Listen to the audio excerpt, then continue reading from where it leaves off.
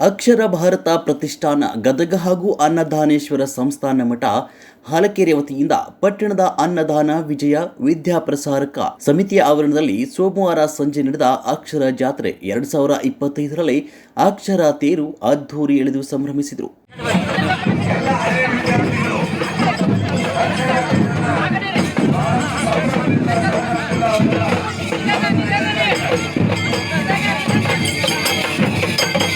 ಬೆಳಿಗ್ಗೆ 6 ಗಂಟೆಯಿಂದ ಅಕ್ಷರ ಜಾತ್ರೆಯ ಅಂಗವಾಗಿ ವಿಶೇಷ ಕಾರ್ಯಕ್ರಮಗಳು ಜರುಗಿದವು. ಅಕ್ಷರ ರಥದ ಸುತ್ತಲೂ ಪುಸ್ತಕಗಳನ್ನು ಹಾಗೂ ಸಾಧಕರ ಚಿತ್ರಗಳನ್ನು ಹಾಕಲಾಗಿತ್ತು. ನಡುವೆ ಲಿಂಗೈಕ್ಯ ಅಭಿನವ ಅನ್ನದಾನ ಶ್ರೀಗಳ ಮೂರ್ತಿಯನ್ನು ಕೂಡ ಇಡಲಾಗಿತ್ತು. ಎರಡು ಕಡೆ ನಗವನ್ನು ಹಿಡಿದು ಎಳೆಯಲು ಅನುಕೂಲವಾಗುವಂತೆ ಬಂಡಿಗೆ ಗಾಲಿಯನ್ನು ಜೋಡಿಸಲಾಗಿತ್ತು.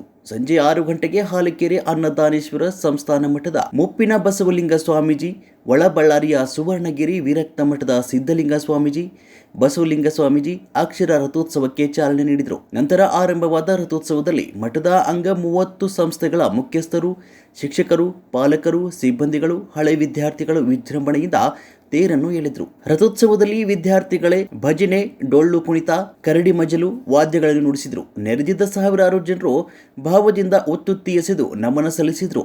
ವಿವಿಧ ರಾಜ್ಯಗಳ ವೇಷಭೂಷಣದಲ್ಲಿದ್ದ ವಿದ್ಯಾರ್ಥಿಗಳು ನೋಡುಗರನ್ನು ಸೆಳೆದರು.